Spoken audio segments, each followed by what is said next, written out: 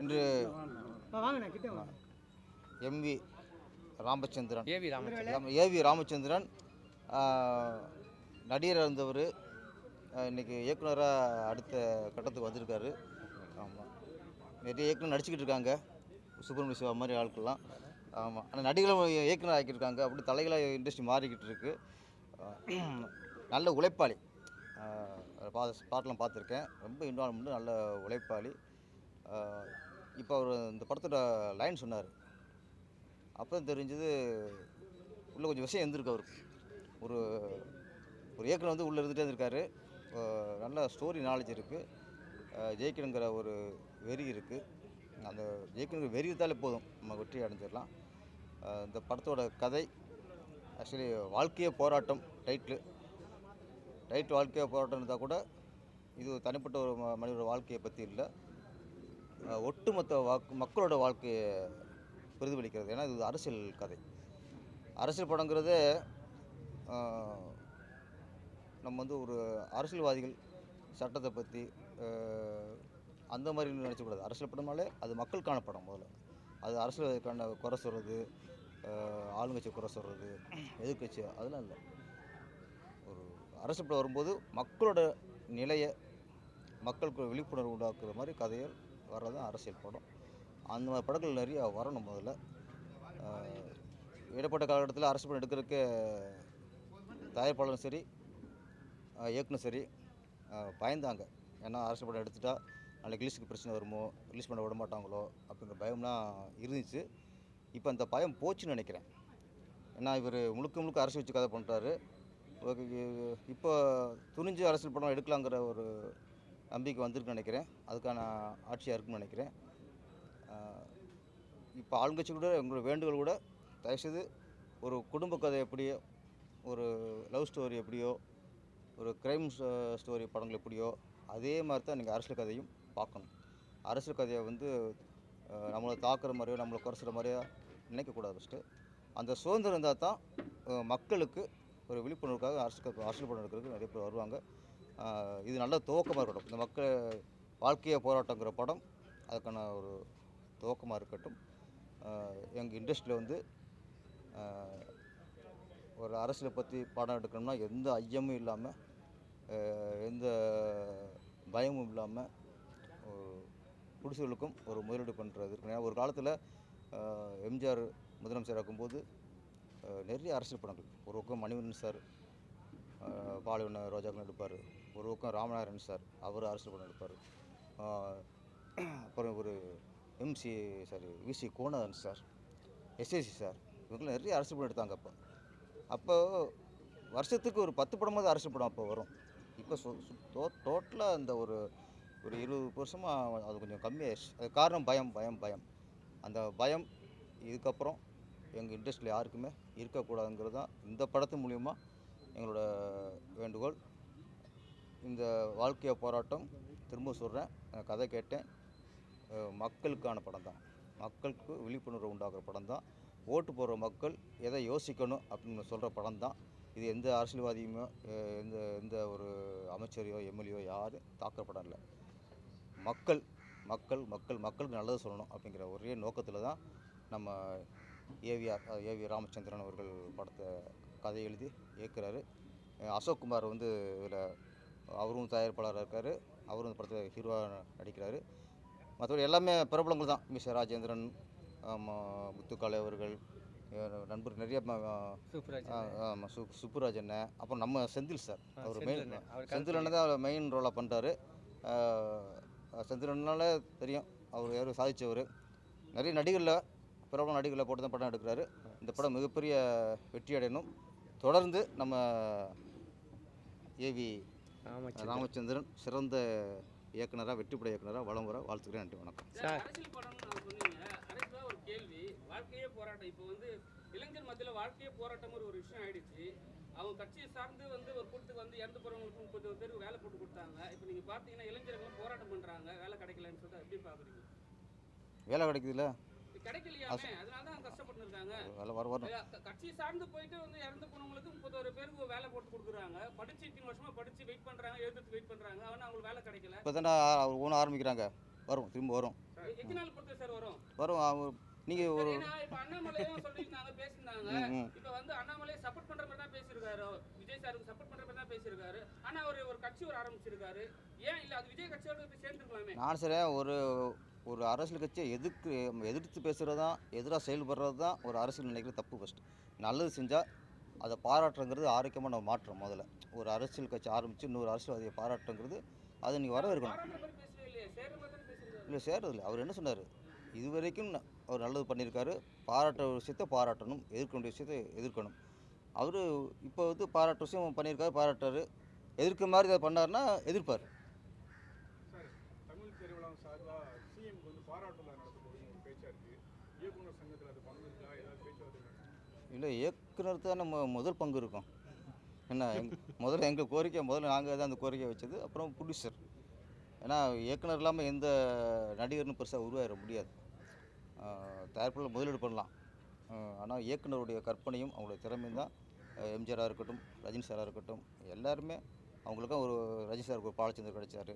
இது மாதிரி எம்ஜிஆருக்கு ஆரம்ப காலத்தில் இயக்குனர் இருக்காங்க. இயக்குனர்கள் தான் ஒரு படத்தை வெற்றிக்கு காரணம். அப்படிங்கும்போது இயக்குனர் சங்கம் சார்பாக முதல்ல நாங்கள் பாடம் நடத்தணும்னு நினைக்கிறோம். ப்ரொடியூசர் கவுன்சிலையும் தீவிரமாக இருக்காங்க. நாங்கள் தான் ஆர்வமாக இருக்கோம். அவன் அங்கேயே ஆர்வமாக இருக்கும்போது தெரில.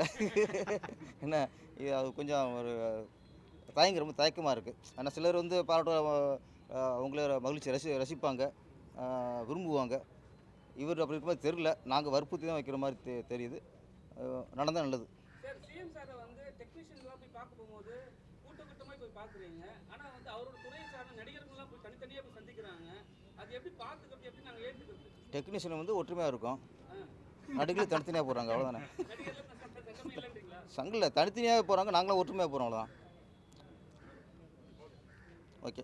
சுப்ரமணியம் சார், இந்த படத்தில் நீங்கள் நடிக்கிறீங்க சார் ஒரு கேரக்டர். நான் உங்கள்கிட்ட அந்த கேரக்டர் சொல்லியிருக்கேன். ஆமாம், ஏன்னா சார்ட்ட கதை சொல்லிட்டு தான் நான் சொன்னேன்.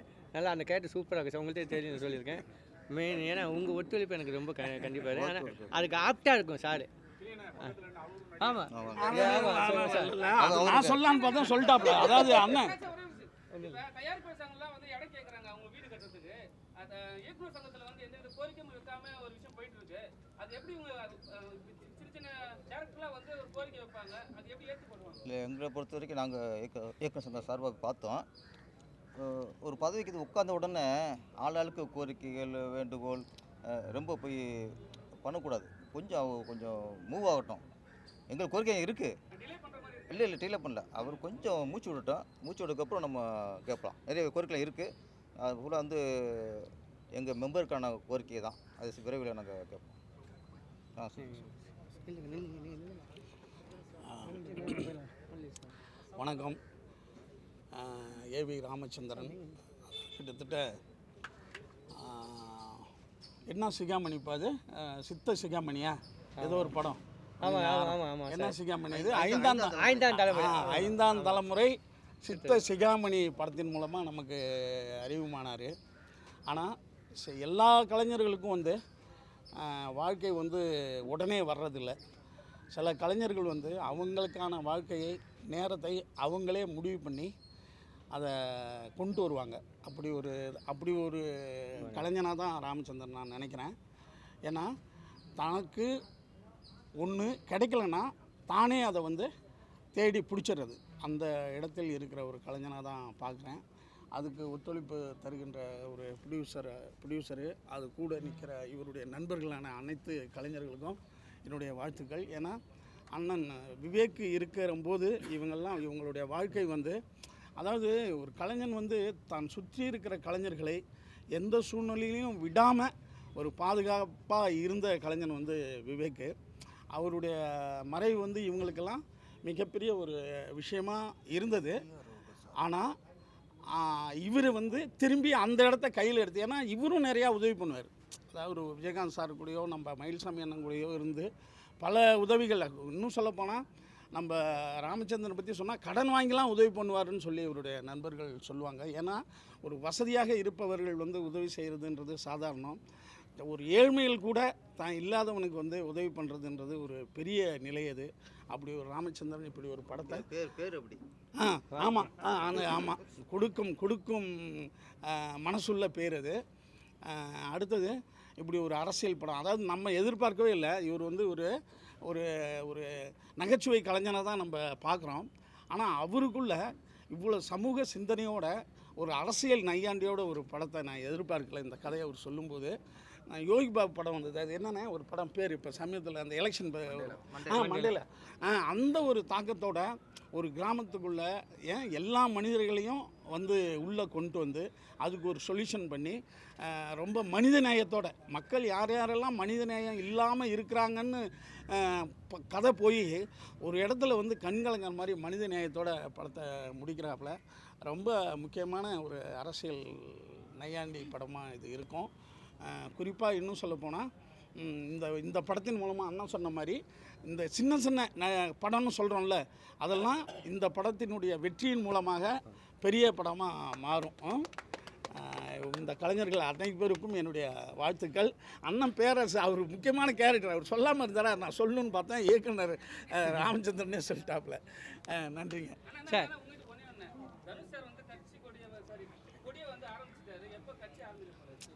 ஏன்பா இது ஏதாவது சொல்லி நான் இதெல்லாம் அவர் முடிவு பண்ணும்பா.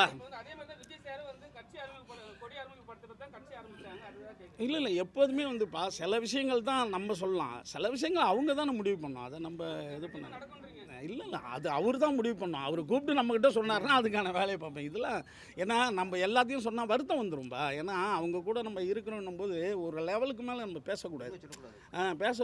ஏன்னா இல்லை ஒரு நீண்ட பெரிய ஆள்கள்கிட்ட நீண்ட பயணம் பண்ணுறதுடைய நெருக்கடியே என்னென்னா எதுக்கு அவங்க கோச்சிக்குவாங்க, எதுக்கு நம்மளை அப்ரிஷியேட் பண்ணுவாங்கன்னு நம்மளுக்கு தெரியாது. அது ரொம்ப, அதாவது இது ஒரு கத்தி மேலே நடக்கிற கதை, 2 பக்கமும் கூறுள்ள கத்தி கூட பழகிட்டு இருக்கிற கதை அது வந்து உங்களுக்கும் தெரியும், இருந்தாலும் நீங்கள் போட்டு பார்ப்பீங்க, அதான் விஷயம். ஏன்னா அவங்கவுங்களுக்கும் ஒரு மனசுக்குள்ளே ஒன்று இருக்கும், அது சரியான நேரத்தில் அது இன்னும் சொல்லப்போனால் அவங்களுக்கு சரியான ஆலோசகர் நிறைய பேர் இருப்பாங்க, அதெல்லாம் முடிவு பண்ணி அவங்க பண்ணுவாங்க. ஏன்னா இது பெரிய விஷயம் இல்லையா.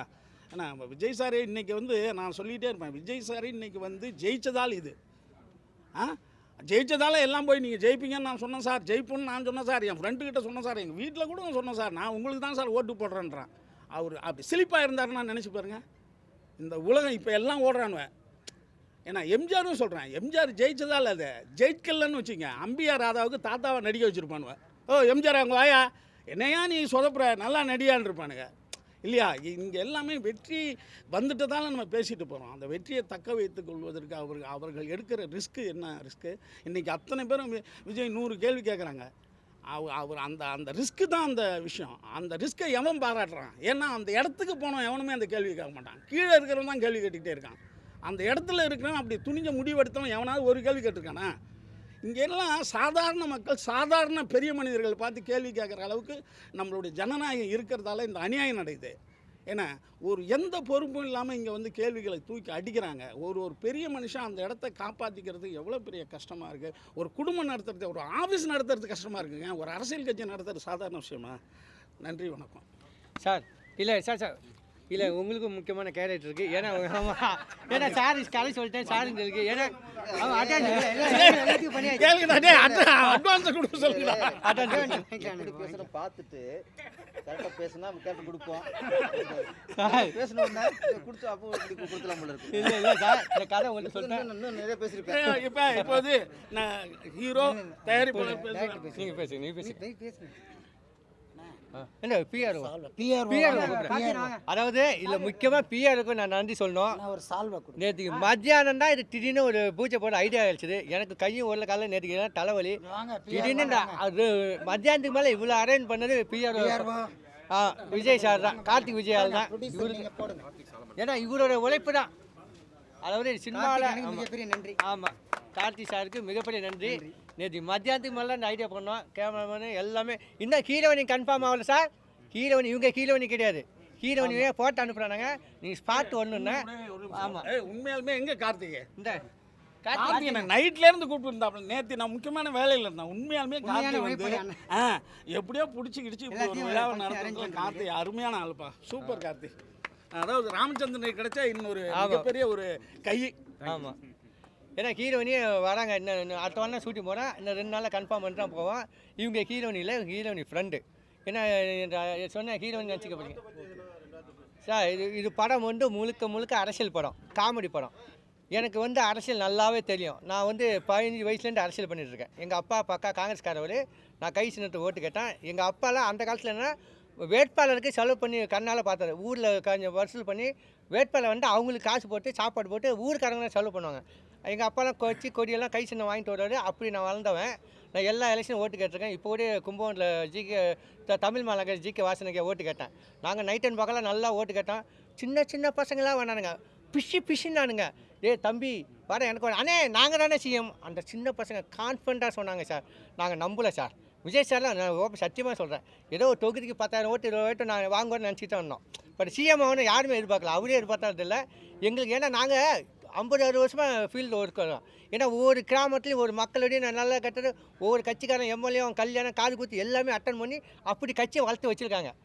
ஆனால் திடீர்னு சின்ன பசங்க தான் ஓட்டு கட்டி விட்றாங்க. நாங்கள் பம்பரமாக வேலை பார்த்தோம், நைட் அண்ட் பகலாக வேலை பார்த்தோம், சோறு திங்க நேரம் இருக்காது அப்படி பார்த்தோம். ஆனால் விசில ஊறிட்டு தள்ளிட்டு போயிட்டாங்க. ஆனால் பெரிய இன்பம் இருந்துச்சு. சரி அது நல்லா இருக்கணும். ஏன்னா எவ்வளவு படம் நடிச்சிருக்கீங்க, அதே மாதிரி டைரக்டர் ஆனது காரணம் என்ன? நீங்க நடிகராக தான் எனக்கு தெரியும் 30 வருஷம். ஆமாம். என்ன கதை அதை பத்தி ஆனால் இது என்னென்ன, நான் சினிமா இந்த கதை வந்து நான் மேக்ஸிமம் நான் எலெக்ஷனுக்கு ஓட்டு கேட்பேன். எல்லா ஊர்லேயும் ஓட்டு கேட்பேன். நான் வந்து காங்கிரஸ்காரன், ஏடிஎம்கே, பிஜேபி எல்லாத்துக்கும் ஓட்டு கேட்டிருக்கேன். நீங்கள் நம்ப மாட்டீங்க, நான் நடிகர்னு எந்த இடத்துக்கு போனால் மரியாதை கொடுக்குறாங்க. ட்ரெயினில் போனாலும் கோயிலில் போனாலும் நம்ப மாட்டேங்க. திருச்சி நேரு ஐயா எங்கள் ஊரில் கமிஷன் தானே, எங்கள் அப்பாவோட ஃப்ரெண்டு, அவர் என்னை கூப்பிட்டு போவார். நடிகர் வந்துட்டாருன்னு நல்லா கவனிப்பாருங்க. நான் அப்படி ஒரு மனுஷன். நான் நிறையா அவர் வீட்டில் சாப்பிட்ருக்கேன், நேரு சார் வீட்டில். அவர் பார்த்துட்டவொடனே நடிகர் கூப்பிட்டு அப்படி ஒரு அன்பான மனுஷன் யாருலேயும் தெரியாது. ஆனால் நல்லா கவனித்து அன்பாக உபசரித்து போய். அதுமாதிரி போக்குவரத்துறை அமைச்சர். இத்தனையும் நான் வந்து ஏடிஎம்கே ஓட்டு கேட்டேன் அரியலூரில். ஆனால் அங்கே திமுகவில் மந்திரி. ஆனால் நான் நடிகர்னு தெரியும். அவரும் எனக்கு அவ்வளோ ஹெல்ப் பண்ணியிருக்காரு. போக்குவரத்துறை எஸ் சிவசங்கர் அரியலூர். ஏன்னா நடிகருங்கிறதுனால இதில் என்னன்னா, நடிகர்னாவே எல்லா அரசியல் கட்சியும் சரி, எல்லா டாக்டரும் சரி, இன்ஜினியரும் சரி, எல்லா கோயிலுக்கும் சரி முக்கியத்துவம் கொடுக்குறாங்க. அதுக்கு பட்ட கஷ்டம் கொஞ்சம் நஞ்சம் இல்லை சார். நான் வந்து சின்ன அடிமட்டத்துலேருந்து வந்தவன். அப்போல்லாம் சினிமா கஷ்டம், இப்போல்லாம் ஈஸியாக வந்துடுறாங்க. அப்போல்லாம் ஏவிஎம் ஸ்டுடியோவில் என்னை உள்ளே விடல. அதே ஏவிஎம் ஸ்டுடியோவில் படம் நடிக்கிறேன், பேராக படம் விவேக் சார் மூலியம். ஏன்னா அப்படி கஷ்டப்பட்டாலும் அந்த பலனை அவங்க நம்மள்கிட்ட செல்ஃபி எடுக்கிறாங்க, ஃபோட்டோ எடுக்கிறாங்க போல. அதை விட வேலை உலகத்தில் என்ன சார் வேணும்? இங்கே நிரந்தரம் எதுவும் இல்லை சார். எனக்கு விவேக் சார் மயில்சாமி கிடைச்சது மிகப்பெரிய கிஃப்ட் எனக்கு. விவேக் சார்னா இன்னும் கஷ்டம் இல்லாமல் லைஃப் ஓடி இருக்கும். அவர் ஃபுல் சப்போர்ட் பண்ணியிருப்பார். ஏன்னா எதுவும் நிரந்தரம் இல்லை. அப்போ தான் நினச்சேன், எதுவுமே எல்லாம் நல்லா இருக்கிற வரைக்கும் நல்லது செய்யணும், நல்ல எண்ணத்தை வளர்க்கணும். நல்ல மனசில் எண்ணத்தை விளைச்சாவே நல்லது நடக்கும் சார். நம்ம என்ன நினைக்கிறோம் அதான் செயல் வடிவமாகும். நல்லதே நினைப்போம், நல்லதே நடக்கும். அது மட்டும் இல்லாமல் நான் வந்து இப்போ கூட தமிழ் மலாங்க ஜிகே வாசனையை ஓட்டு கேட்டேன். நேற்று கூட வர சொல்லியிருந்தாரு. பட் நான் சாப்பிட்டான டயட்டு. எங்கள் அப்பாவும் சரி, எப்போதும் காங்கிரஸ்காரங்க சாப்பிட்டா இருப்பாங்க, நீதி நேர்மை கடமையெல்லாம் பார்ப்பாங்க. எங்கள் அப்பா அப்படியே நான் தர்மம் பண்ணேன். எங்கள் அப்பா செஞ்ச தர்மம் தான் இன்றைக்கி நான் உலகம் பூரா இருக்கேன், உங்கள் மீடியாவில் உட்காந்துருக்கேன். ஏன்னா நம்ம என்ன விதைக்கிறோமோ அதை அறுவடை பண்ணணும் கூடிய வரையில். ஏன்னா இப்போல்லாம் கலிகாலம். நீ நல்லதை விதைக்கணும், நல்லது செய்யணும், பிள்ளைங்களை படிக்க வைக்கலாம் பேசலை, நல்ல ஆரோக்கியமாக வளர்க்கணும். இந்த கதை என்னன்னா, மக்கள் பண்ணுற சின்ன தப்புகள், எந்த அரசியலையும் தப்பு சொல்ல மாட்டோம். மக்கள் பண்ணுற லூட்டி அவங்கள அறியாமல் ஃபுல்லாக காமெடியாக பண்ணியிருக்கோம். ஏன்னா நம்ம தமிழ்நாட்டு மக்கள் தான் கொடுத்து வச்சவங்க. நம்ம மக்களுக்காக எவ்வளோ பேர் சேவை செய்கிறாங்க தெரியுமா? எம்எல்ஏலேருந்து, எம்பிலேருந்து, மந்திரிலேருந்து, சிஎம்லேருந்து, பிஎம்லேருந்து மக்கள் தேவையை எல்லாம் பூர்த்தி பண்ணிகிட்டே இருக்காங்க. ஒவ்வொரு மந்திரி ஒவ்வொரு ஆட்சி வரும்போது அவங்க செய்கிறாங்க, மக்கள் சேவை செய்கிறாங்க. அது நம்ம குறை சொல்லவே முடியாது. மக்கள் இன்னும் எதிர்பார்க்குறாங்க பெருசாக. ஏன்னா நம்ம வேலையே பார்க்காம 100 நாள் வேலைன்னு ஒன்று வருது சார். அந்த வேலை வந்து என்ன பண்ணுறோம் தெரியுமா? ஊரில் ஒரு வேலையும் நடக்கக்கூடாது, விவசாயத்துக்கு ஆள் கிடைக்கக்கூடாது, எல்லாம் படுத்துக்குதுங்க. களை எடுக்க ஆள் கிடைக்காது, பில்லு பிடுங்க ஆள் கிடைக்காது, அப்படி இருக்குது. ஏன்னா மக்கள் சோம்பேறியாக ஆக்கிட்டாங்க. ஒரு சில திட்டங்கள்லாம் அப்படி இருக்குது. அது மக்கள் செய்கிற திட்டமோ அது என்னன்னு தெரியல. சரி, அது நம்ம அரசியல் வேண்டாம், எல்லாம் நல்லா இருக்கணும் சார். ஒன்று மட்டும் தெரிஞ்சுங்க, இது வாழ்க்கையில் நிரந்தரம் இல்லை, வாழ்க்கை ஒரு போராட்டம். சந்தோஷமாக இருக்கணும் சார். மனசார யாரையும் சிரிக்க வைக்கணும். நான் என்னோடய கேரக்டர் தான். உங்களை முடிஞ்சால் நான் சிரிக்க வைக்கணும், இல்லை அமைதியாக இருக்கணும். மனசாரையும் திட்டக்கூடாது. ஏன்னா திட்டினா கூட அதே பாவம். உங்களை அன்பாக பேசணும், அன்பாக உபசரிக்கணும். அதை விட எனக்கு என்னுடைய பாயிண்ட் ஆஃப். சரி, ஆமாம். அதாவது விவேக் சார் மயில்சாமி அப்படி மயில்சாமிலாம் நான் கூடயே இருக்கேன். அவர்கிட்ட காசு இருக்காது சார். திடீர்னு போண்டாமணிக்கு உடம்பு சரியில்லை, இந்த குண்டு சொல்லி ஒரு அடிபட்டுருந்தா கையில் காசு இல்லை, உடனே செயின் அடமான சேட்டுக்களை நான் தான் கொண்டு வைப்பேன், வச்சுட்டு போவார். அவர்கிட்ட காசு இல்லைனாலும் யார்ட்டையும் ஃபோனை போட்டு Sathyaraj sir, Vivek sir, Ponvannan sir, இது மாதிரி ஃபோனை போட்டு கிளி அங்கே பணம் வாங்கிட்டு நான் போய் வாங்கிட்டு கொடுத்து நிறையா பேர் ஹெல்ப் பண்ணிருக்கேன். டெக்னீஷியன் நிறைய பேர் மயில்சாமி அது மாதிரி யாராச்சும் கூப்பிட்டோடனே வாங்க சாப்பிட கூப்பிடுவார் எல்லாத்தையும். அவர் சொல்லுவார் காசு பணம் இல்லை நிரந்தரமா இருக்கவே சந்தோஷமாக இருக்கணும். அதே விவேக் சார் வந்து நிறையா ஹெல்ப் பண்ணார். சமுதாய பற்று உள்ளவர், சமுதாயத்தில் எல்லாம் படிக்கணும், எல்லாம் வேலைக்கு போகணும், அன்பாக இருக்கணும், அப்படி அவரும் நிறையா ஹெல்ப் பண்ணியிருக்காரு. ஏன்னா 2 பேரும் எனக்கு 2 கண்கள். எனக்கு கையில் காசே இருக்கா சார், இவங்கள்ட்ட வந்துட்டேன்னா போதும் நல்ல சாப்பாடு. எனக்கு விவேக் சார் வந்து ஆஃபீஸில் ஃப்ரீயாக ரூமே கொடுத்துருந்தாரு.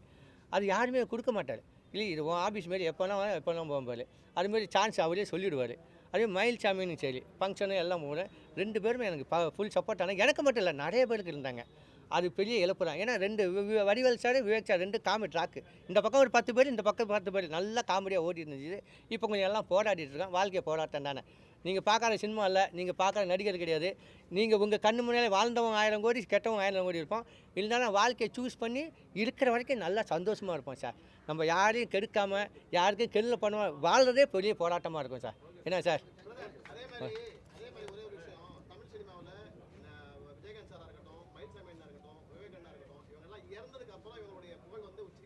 கண்டிப்பாக சார்.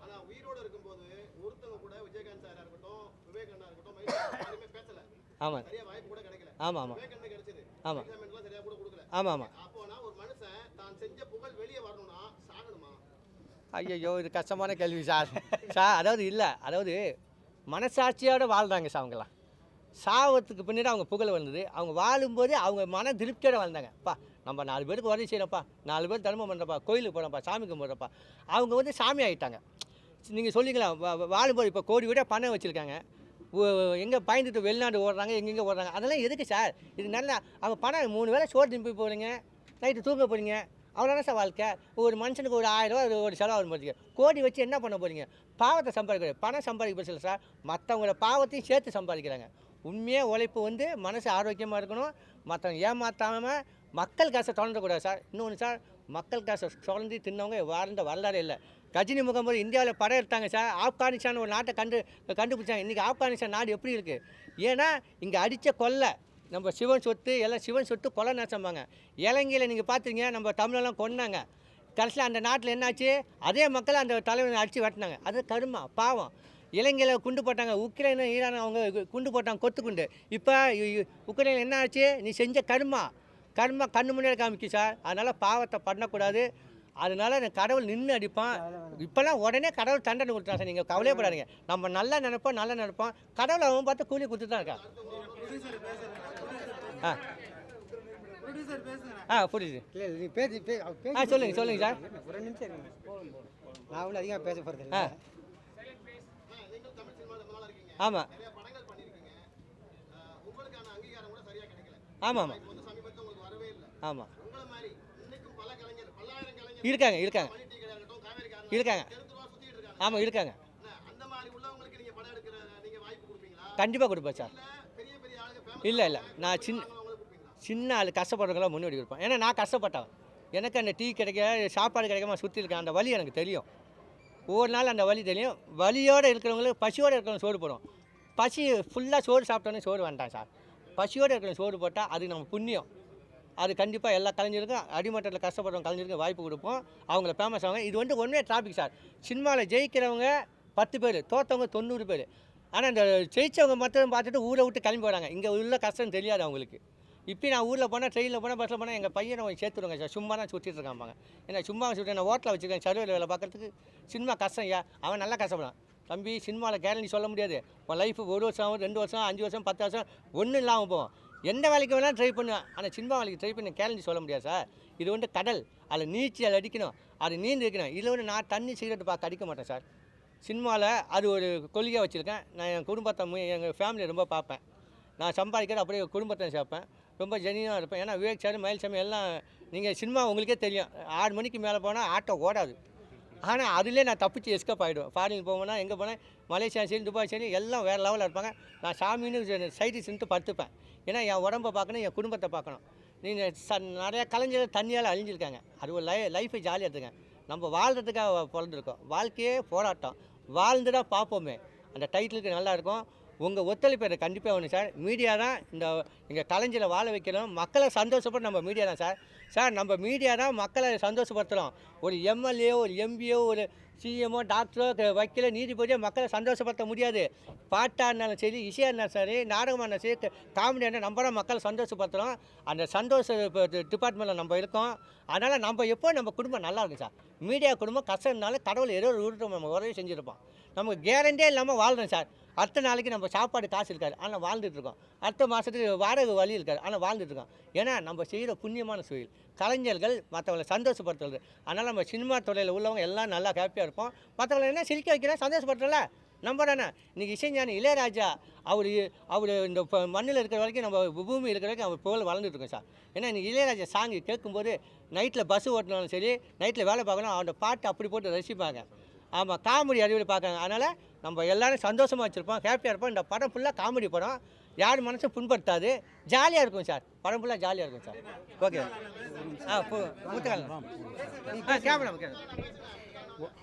வணக்கம். வணக்கம். நான் வந்து வேதா செல்வம் கேமராமேனாக இருக்கேன் இந்த படத்தில். ராம் வந்து என்னுடைய சின்ன வயசு நண்பர். நாங்கள் 2 பேரும் ஒரே ஊரை சேர்ந்தவங்க. ஸ்கூல் டேஸ்லேயே ஒன்றா விளாண்டு படித்து வந்தவங்க. ரொம்ப நாளாக ஒரு சிறப்பான ஒரு கதையை வச்சுக்கிட்டு பெரிய முயற்சி எடுத்துக்கிட்டே இருந்தார். திடீர்னு பார்த்தா நைட்டு 12 மணிக்கு ஃபோன் வரும் ராம்கிட்டேருந்து.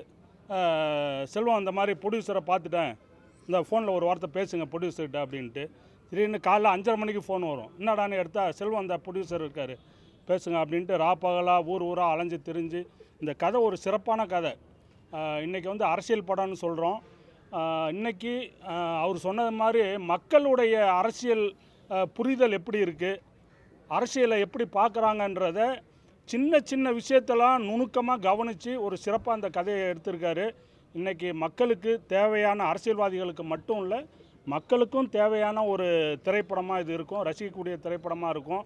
அதே போல் இவருடைய சேர்ந்த நிறைய கலைஞர்கள் இருக்காங்க, எல்லாரையும் நடிக்க வைக்கிறாரு. செந்தில் அண்ணன் முக்கியமான கதாபாத்திரத்தில் நடிக்கிறாரு. சிறப்பான கதை. நீங்கள் இந்த படத்தை இன்றைக்கி சப்போர்ட் பண்ணி இருக்கிற மாதிரி இது ரிலீஸ் அப்பவும் நீங்கள் சப்போர்ட் பண்ணி பெரிய வெற்றி படமாக ஆக்கணும். ராமு பெரிய வெற்றிப்பட இயக்குனராக ஆகணும். அதே போல் மியூசிக் டைரக்டர் வேலன் சிறப்பாக 5 பாட்டு போட்டிருக்காரு, ரொம்ப சிறப்பாக வந்திருக்கு. அவருக்கும் வாழ்த்துக்கள். கவிஞர் எழில் சார் ரொம்ப இளமையான வரிகள், துடிப்பான வரிகள். இவரும் எங்கள் ஊர் தான், எல்லாம் நாங்கள் 3 பேருமே ஒரே ஊர். நல்லா பண்ணியிருக்காரு. இந்த படம் சிறப்பாக வரும். நீங்களும் இதுக்கு சிறப்பாக வரவேற்பை கொடுத்து வெற்றி படமாக்கணும். நன்றி, வணக்கம். அனைவருக்கும் வணக்கம். இந்த படம் வாழ்க்கையாக போராட்டன்ற படம் வந்து ரொம்ப எளிமையாக எடுத்த படம் இது. 2வது வந்து தமிழ்நாட்டில் உள்ள எல்லா பத்திரிகையாளர்களும் நம்மளுடைய மாண்புமிகு முதலமைச்சர் விஜய் அவர்களை தமிழ்நாட்டுக்கு முதலமைச்சர் ஆக்கிறதுக்கு நீங்கள் ஒரு முக்கியமான காரணமாக இருந்திருக்கீங்க. அதே போல் இந்த பத்திரிகை துறை நண்பர்கள் எல்லோரும் நம்ம படத்தை வந்து நல்லா விளம்பரப்படுத்தணும். மேலும் இந்த படம் வந்து மக்களுக்கான படம். மக்கள் இந்த படத்தை பார்த்து நல்ல முறையில் அவர்களுடைய வாழ்க்கை தரத்தை மாற்றிக்கொள்ள வேண்டும் விரும்புகிறேன். நன்றி, அவ்வளோதான். பத்திரிகை நண்பர்கள் அனைவருக்கும் வணக்கம். நான் மியூசிக் டைரக்டர் வேலன் சகாதேவன். இதுக்கு முன்னாடி இந்த ரூம் பாய்னு ஒரு படம் பண்ணியிருந்தேன், பார்த்துருப்பீங்க நீங்கள். வாழ்க்கையே போராட்டம். அண்ணன் ராமண்ணன் சூப்பரான ஒரு கதை வச்சுருக்காங்க. அதாவது அரசியல் காமெடி, அதாவது நல்ல ஃபேண்டஸியான ஒரு ஸ்கிரிப்டு. ஃபஸ்ட் டைம் சொல்லும் போதே ரொம்ப இம்ப்ரெஸ் ஆகிட்டேன் நான். இந்த படத்தில் ஒரு 5 சாங்ஸ் பண்ணியிருக்கேன், 5 பாடல்கள். 5 பாடலுமே பார்த்தீங்கன்னா டிஃப்ரெண்ட்டான ஜேர்னரு, குத்துப்பாட்டு, உங்களுக்கு எல்லாம் பயங்கரமான ஒரு இசை விருந்து காத்துட்ருக்கு. அதனால் இந்த நல்ல டெக்னீஷியன் தான் செல்வண்ணன், நம்ம எழிலண்ணன், ப்ரொடியூசர்லாம் எல்லாம் நல்ல ஒத்துழைப்பு கொடுத்துருக்காங்க. இந்த ஸ்கிரிப்ட் ரொம்ப நல்லா வந்திருக்கு. கூடிய விரைவில் வந்து இந்த படம் வந்து ஷூட்டிங் முடிஞ்ச ஷூட்டிங் ஸ்டார்ட் பண்ணுறாங்க. சீக்கிரமாக திரைக்கு வர இருக்குது. நண்பர்கள் அனைவரும் இந்த படத்துக்கு நல்ல ஒரு ஒத்துழைப்பு கொடுக்கணும். ரொம்ப நன்றிங்க.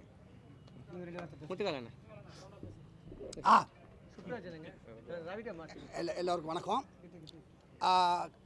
சார், இந்த படத்தில் நான் நடிக்கிறேன்னா? ஏங்க நீங்கள் நல்லா நடிக்கிறீங்க.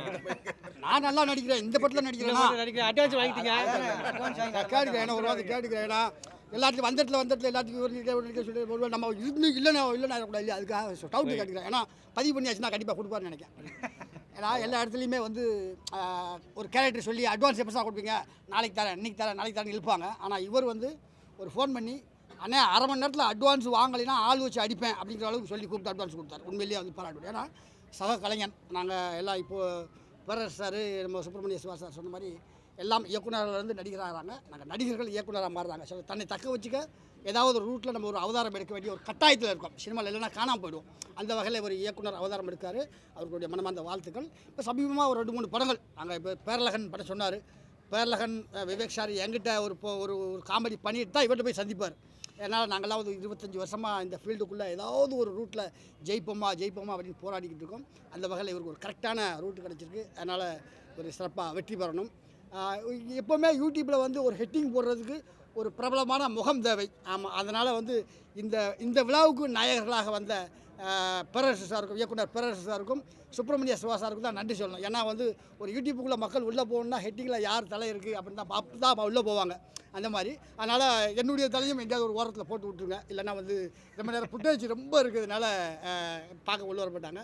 அதனால் இந்த படத்தில் என்னையும் இணைத்து கொண்ட இந்த அனைத்து யூனிட்டுக்கும் என்னுடைய மனமார்ந்த நன்றி.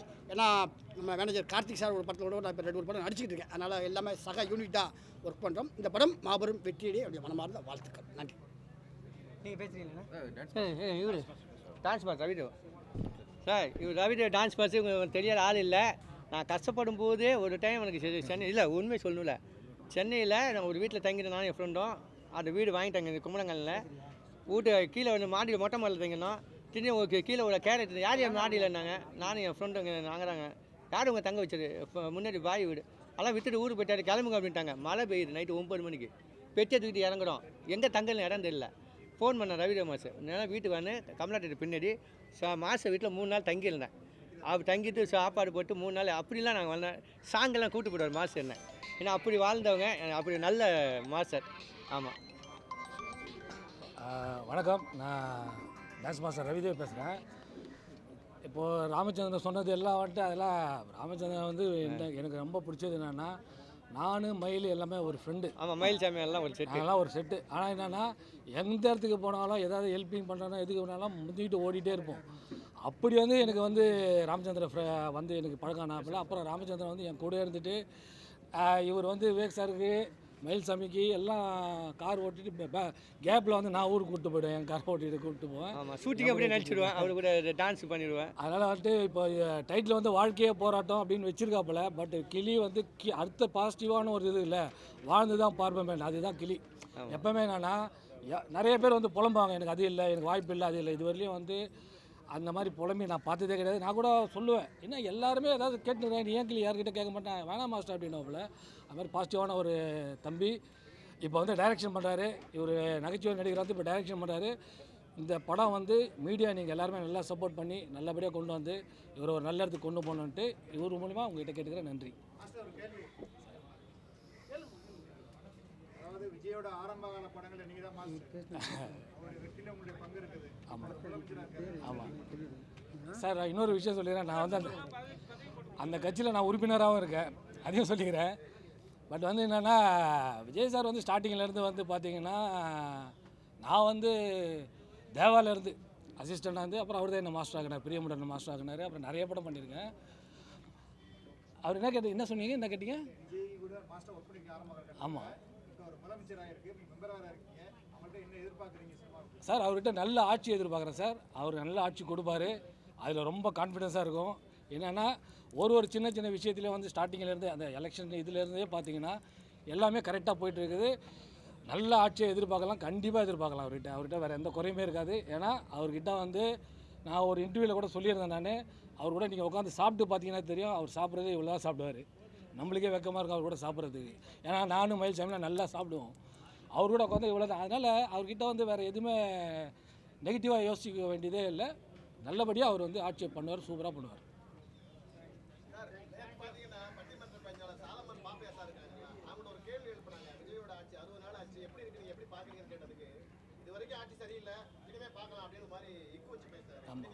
இல்லை, நான் அது அவர் சொன்னதை பார்த்தேன் சார்.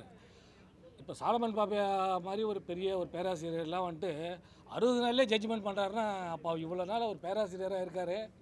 எப்படி ஒரு 60 நாளில் எப்படி ஒரு ஆட்சியை வந்து அவர் வந்து அதை வந்து டிசைட் பண்ணி சொல்லுவார் அவர்?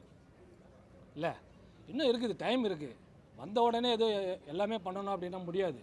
மக்களும் நம்ம நிறைய சப்போர்ட் பண்ணணும். அவருக்கு நிறைய நல்ல விஷயம் பண்ணிட்டு தான் இருக்காரு. ஒரு நாள் கரெக்டான விஷயம் தான் போயிட்டுருக்குது. குறை சொல்கிறவங்க சொல்லிட்டு தான் இருப்பாங்க. இல்லை சார் நான் இதுதான் போட்டு வாங்குறது மாசம். நீங்கள் எப்படி வேணாலும் நினச்சிங்க, எனக்கு என்ன பொறுத்தவரையிலையோ நான் அவர் மேலே ஒரு நல்ல மரியாதை வச்சுருந்தேன். அதாவது அவரோட பட்டிமன்றத்தில் நான் நிறைய பார்த்துருக்கேன். ஆனால் வந்து அவர் இப்போ இவ்வளோ சீக்கிரத்தில் அவர் கால்குலேஷன் பண்ணுறாருல, அந்த கால்குலேஷன் தப்புன்றேன். கவிஞர் ஒரு நிமிஷம் இல்லை